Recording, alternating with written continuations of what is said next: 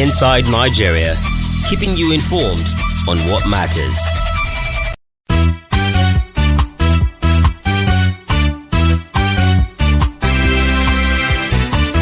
Why will a medical doctor work for 9 months, 16 months, 19 months without getting paid? But you see how much the cameras are picking for victims. My goodness, doctors will be I think all the stabilized players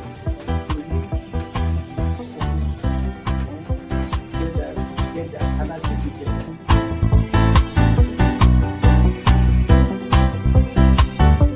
The 3% for the oil producing community is too low. So the support that is needed. And once you get the support, your energy will blossom. This is Nigeria. You need to give people sense of belonging.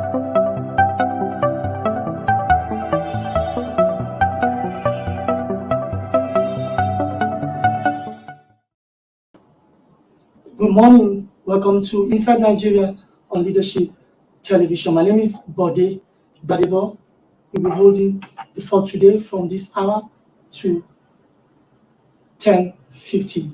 And I'll be talking to Howell Musa Rafsanjani and Comrade Geoffrey Abba on some trading stories we'll be having today. And of course, as usual, we're starting with Nigeria's most influential newspaper, The Leadership. On the front page of Leadership this morning, controversy trails 42 billion naira NAS complex renovation contracts. Controversy trails 42 billion naira National Assembly complex renovation contracts. Contractor has no record of previous jobs. Official address untraceable. Original builders bid 27 billion but was overlooked. Reps deny underhand dealing in contract award. Award of contract followed due process according to Bureau of Public Procurement, BPP. No contract has been awarded, says FCDA. And of course, the last rider to the story is Federal Executive Council to decide on project tomorrow, Wednesday, December 8th. Joining me any moment from now to talk about this story is Comrade Howell Musa Rafsanjani, Executive Director, Civil Society Legislative Advocacy Center, 6 Slack, who will be joining us from an engagement in Lagos this morning. Well, before Rafsanjani joins us, let's also look at an interesting story below the masthead of Leadership newspaper this morning. Power Minister NAC intervened as AEDC workers shelf strike. Power Minister, Nigeria Electricity Regulatory Commission, NAC intervened as Abuja Electricity Distribution Company workers shelf strike. They have thrown Abuja and some neighboring states into darkness in the last 48 hours. We shall be talking to a major actor in this story, Comrade Engineer Geoffrey Abba, Chairman, National Union of Electricity Employees, Abuja chapter. He will join us shortly to also provide a fresh insight into the development.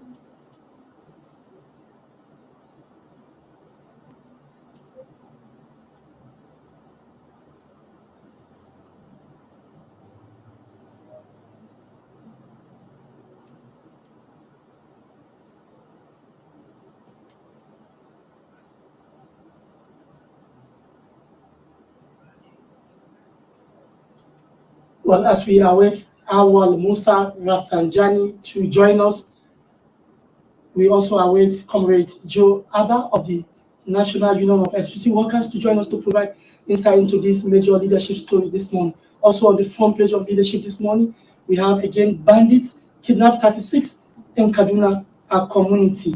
Also below that story, we have AMCOM to publish debtor list in January 2022. And of course, Sylvester Oromoni, the trending story happening as a result of the death of secondary students in Lagos at the Dowen College in Lagos. Family demands coroner's inquest. Aung San Suu Kyi sentenced to 2 years in jail. The Myanmar leader, Aung San Suu Kyi, has been sentenced to 2 years in jail. Also, another interesting story about the Omicron variant of the COVID-19 disease. Omicron UK travel ban on Nigeria, unjust, discriminatory, according to the federal government of Nigeria. Omicron UK travel ban on Nigeria, unjust and discriminatory, according to the federal government. The last story on the front page of Leadership this morning: Kano crisis. APC distances south from parallel Congress. Grab a copy of Leadership this morning to get the real gist or the full gist.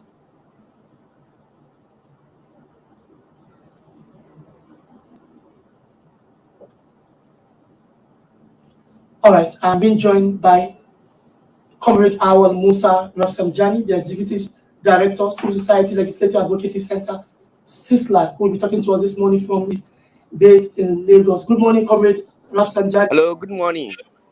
Good morning, sir. How is Lagos this morning? Very well. The sound, although the sound is not loud. Okay, well, I can hear you here loud and clear in the studio. Yeah, you hear me loud, but I'm not Yes, hearing you very well. Yes, I can see the background of your engagement in Lagos. Now? I say I can see the background of the engagement you're having in Lagos. Okay, yeah. So I know you are very, very busy this morning. So let's go straight to the point. Okay. So now you've seen the story on the lead story on the front page of Leadership this morning. Controversy trails 42 billion naira NAS complex renovation contract. This matter has been on for a long time. Now look at the rider saying contractor has no record of period jobs, official address untraceable. Original builders built 27 billion naira but was overlooked. Reps deny underhand dealing in contract award. Award of contract followed due process according to BPP. No contract has been awarded, says FCDA. And of course, the last rider is saying the Federal Executive Council, FEC, will decide on the project tomorrow. Mr. Rafsanjani, what is your take? NAS is saying there is a need for renovation of that complex, but then it has been back and forth in the last 2 years. Well, first and foremost, thanks for the leadership for breaking, and making this, issue once again to the public knowledge. Exactly. It is quite unfortunate that a body that is making law is sometimes not able to also comply with the law. This is not really good for democracy and the rule of law. National Assembly legislated the enactment of public procurement law, and over the years it has been, a huge challenge for the National Assembly to comply fully with the, extent of that law. I think it is not really good. And secondly, the whole, anti-corruption of this government is diminishing day by day, and this is not also good for the government anti-corruption effort, because one of the major tools to fight corruption is control transparency, and the public procurement law in place, and government continuously, disregard the public procurement, law. I think it is not really good, and it is really showing that the government is not really honest and sincere about fight against corruption, because corruption is, associated largely with the procurement. And if procurement is not being seen as a major issue that needs to be tackled, the corruption within the procurement, then government, claims on anti-corruption is questionable, and therefore, it will continue to siphon public taxpayers' money. The people who are, conniving to do this, they are doing it together with the government, official, and therefore, if the contractors are not complying with the law, the implementers of the law should be able to insist and ensure that there is a compliance to that. But because it is an avenue for looting and stealing, there is no much attention given to that. Yeah, Mr. Rafsanjani, I know you have been to National Assembly complex many times for different engagements. Now, from the look of things, do you think the National Assembly complex as it is now will need any renovation or not? But even though people who wear the shoes and know where it pinches actually say, well, it is dilapidating and there is a need for renovation, because just a few months ago during the rainy season, we saw how the foyer of the National Assembly was flooded with water. We need So we need to, as a nation, we need to make a decision whether it is the building that we are interested or the well-being of the people. The Nigerian people are sick. There's a collapse of health sector in Nigeria. Even with the COVID, we expected that the health sector will be upgraded, but because COVID has become, an avenue for looting and stealing, they are not interested in investing in public health, system in the country. Now, this renovation that they are talking about, we're supposed to have a maintenance department in the National Assembly. It's not everything that you must give contract in that large amount of billions. Look, we cannot continue to waste public taxpayers' money, in disregard of other key essential things. Yes, we want the National Assembly building to be maintained and keep, but the amount budgeted for is not realistic. Is not really worth investing, because it is simply an inflated contract, and I don't think it is right and it is not proper to do that. all right, Mr. Sanjani, Thank for you. want of time, now that it has come to this level, do you think 42 billion naira is justified, or we should go for 27 billion naira bidded by another company which was rejected, and they prefer to I award think to the company the issue is that that bidded the 42 billion? public procurement law is very clear. They need to be properly, bidded, and there's laws that guide all this. So it's not about liking somebody pays or disliking somebody pays. It is about following the law. Thank you very much. All right, Mr. Awal Musa Sanjani, thank you for your time. Even though the BPP said the due process has been followed, we thank Awal Musa Sanjani for joining us this morning from his busy schedule.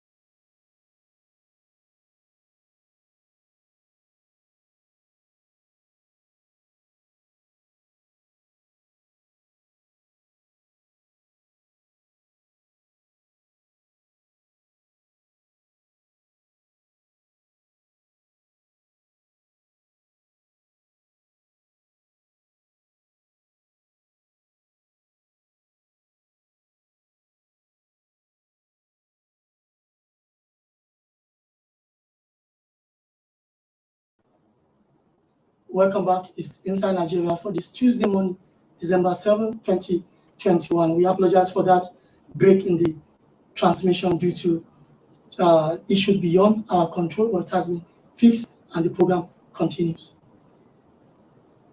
Well, let's move to the front page of our sister publication, The National Economy. On the front page of National Economy this morning, hope of cost-reflective power supply deals for Nigeria.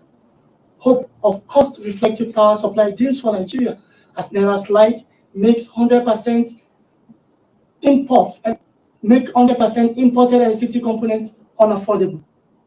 Hope of cost-reflective power supply deals for Nigeria as Naira slide makes 100% imported electricity components unaffordable for the suppliers or contractors. And of course, they want to make money. They want to guarantee return on investment. And at the end of the day, the consumers, like I and you, will be the one to feel the brunt of the cost, even though we can get 24-hour power supply in our homes and business centers. Then the next newspaper on our menu this morning, The Guardian. On the front page of The Guardian this morning, end the appetite. Federal government, additional Ishola slam UK's travel ban. End the appetite. Federal government, additional, of course, the president of the African Development Bank, Dr. Akinwumi Adesina, and Ishola is Nigeria's High Commissioner to the United Kingdom, all slamming the United Kingdom decision to ban travelers from Nigeria over the new or the latest variant of COVID-19, the Omicron. The next newspaper on our menu this morning has another interesting story from another angle. Omicron controversy rages over travel ban. Nigeria's addition to red list discriminatory, according to federal government. Civil society organization and others kick. Well, everybody's complaining, but I think Britain has their own domestic or whatever rule. Nigeria also can reciprocate in the same manner, so that nobody will look down on the country. Now they are saying nobody should come from Nigeria. Then it's time we say nobody should come to Nigeria from UK. Well, let's move to the next newspaper on the menu this morning. All right, joining us now is Comrade Engineer Geoffrey Abba, Chairman, National Union of Electricity Suppliers, Abuja chapter. All right, we still don't have him. Okay, we have Comrade Abba joining us here from Abuja. Good morning, Comrade Geoffrey Abba. Yeah, good morning. Good morning, sir. How is Abuja this morning? Abuja is fine. All right, just yesterday, thank God you are able to suspend your strike after about 48 hours, a development that threw the whole of Abuja and neighboring states into darkness. Now, tell us, how did you arrive at your decision to suspend the strike, and going forward, what should we expect? Yes, the strike action was suspended owing to intervention by the Honorable Minister of Power State. The meeting was held at the boardroom of the minister yesterday, and certain decisions were reached. In that meeting, the chairman, Nigerian Regulatory Electricity Commission, was there. The Director General of BP was there. The representative of the Ministry of Labor was there. The MD of Transmission, and some other major stakeholders in the electricity industry. In the first instance, why did we embark on industrial action? We embarked on industrial action to press home some of our demands. We have about 19-20 months non-remittance of pension. We have about 7 months non-remittance of thrift cooperative. We have about 3 months non-remittance of housing allowance offering, and so many other issues. Before the strike, or even now, we have issues where we can no longer replace faulty transformers. We can no longer upgrade as a result of overload our transformers. Maintenance will no longer be carried out. all this boils down to the fact that the company is dry run. There is no money to run the company. The deduction from workers' salary was being used to manage the company. It was a very pathetic situation. We wrote to several letters. We were written to the management of AEDC. Management of AEDC in their turn wrote to CBN, begging for the release of the intervention. Remember that the company's account, all disclosed accounts are escrowed, meaning that they don't have access to that account and they rely on the intervention from CBN, which is a loan anyway. Now, AEDC could not access that loan for close to 2 years. And the only salary, which was the first line charge, they were being given, according to management. And based on that, the deductions that are supposed to accrue to staff are now used to run the company. The labor, the organized union, Nigerian Union of Existing Employees, we wrote to the CBN, we wrote to various agencies of government to complain about the hardship we are passing through in the industry, and we are not giving attention. But we thank God yesterday, we have been led by our GS, Comrade Joe Ajero. We met with the Minister of Power State, with all the other people I earlier mentioned, and we had an agreement. The agreement is that we are giving 21 days to fulfill all their promise, pay all staff entitlement, and release fund for further company development in terms of network development, in terms of infrastructural maintenance, and so on and so forth. Thank you. So now the party actually agreed to meet your demand. After 21 days, if they are not met, you go back to strike. Well, how much commitment did you get from them? Yes, the strike action or the industrial action has not been called off. It's only suspended. That implies that after 21 days, if our demands are not met, we may have no option than to withdraw our services. But we had a very firm commitment, and we want to believe that they will meet up to expectation. In line with that commitment, a new interim management will be put in place, and by the arrangement, that interim management reports to BPE, and that was why BPE was there to also sign the agreement with us. Invariably, we are holding BPE responsible. The GS made it very clear, Joe Ajero, yesterday, that he was going to hold BPE responsible if indeed they renege in their promises to meet up all our demands. All right, Comrade, let me ask you a question, not as a journalist. I want to ask you a question personally as a consumer of electricity. Now, whenever you want to take decisions like this, do you factor my case into the equation? Because I pay for electricity, but I was in darkness for about 2 days. Do you factor ordinary Nigerians into the equation whenever you want to take such decisions? Why not? The struggle is primarily for the survival of the power industry. And the first line charge is the customer. Remember, I spoke earlier and I said we could no longer replace 40 transformers. We could no longer maintain the network. We could no longer replace overloaded transformer or upgrade them as the case may be. Those issues deal directly with the customer. And again, on the secondary issue, the staff that come to maintain your network, if it's not healthy, how will he be able to maintain the network? The staff need to have adequate medical facility. When he is sick, he can take proper treatment. The staff need to be fed well to enable him to do his job, his or her job. So the whole issue is about the customer. The customer is first. And this battle, this struggle, is not just for the staff, but primarily for the customer. I think the staff comes secondary if you analyze all the issues surrounding our industrial action. All right, before I allow you to go, Comrade Godfrey Abba, let me take you to the fundamental issues in the power sector. Let me show you the front page of our sister publication, The National Economy. Now, on the national economy this morning, you can see from another angle, we have another, we have reported another challenge to the power sector. Hope of cost-reflective power supply dims for Nigeria as Naira slide makes 100% imported electricity component unaffordable. Is this also another challenge in the sector, Comrade Abba? Come again. You can see Hello? Yes, I can hear you. You can see the lead story on our sister publication, The National Economy.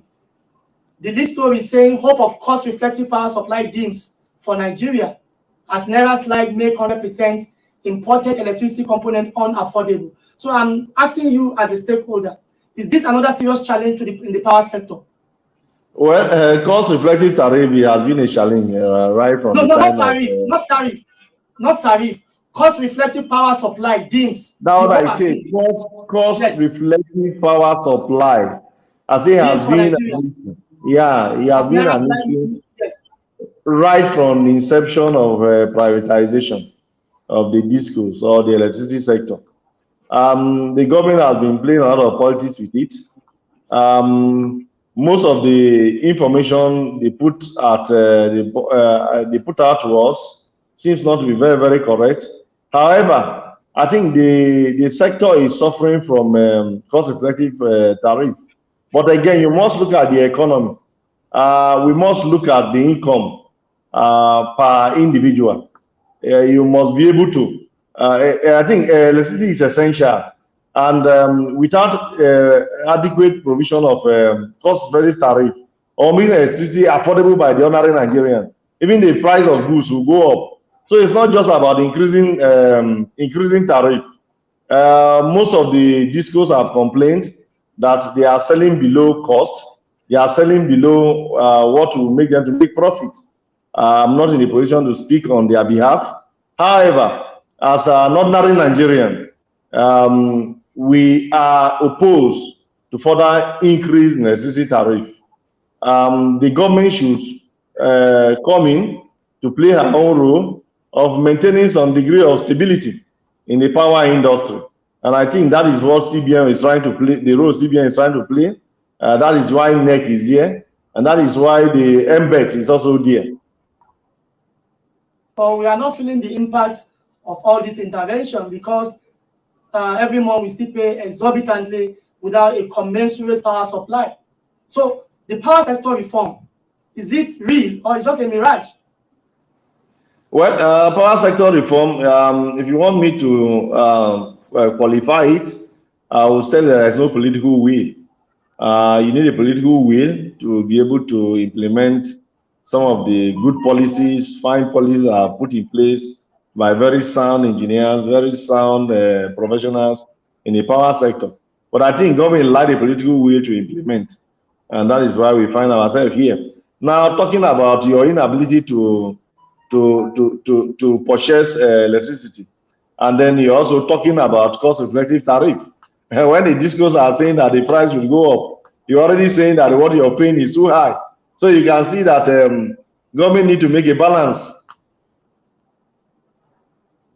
All right, Comrade Geoffrey Abba,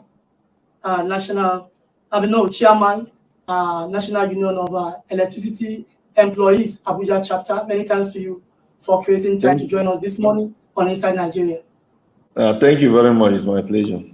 And as the issue goes on, we hope to see more of you to provide insight to educate Nigerians more on your advocacy for a better power sector. Thank you. We hope whenever we call you, you will show face. Thank you very much. All right, thank you, Comrade Geoffrey Abba, Chairman, National Union of Electricity Employees, Abuja chapter, who has been talking to us on the latest development about their industrial action in Abuja and neighboring states. Well, many thanks to Comrade Awal Rafsanjani, who joined us earlier, and Comrade Geoffrey Abba. That has been all today on Inside Nigeria. Make it with us tomorrow for a fresh edition where Winifred Obebo will be with you. From here, my name remains Bode Gbadebo. Bye for now. Thank you for watching. For sponsorship and advert placements, please contact 080-3688-6158.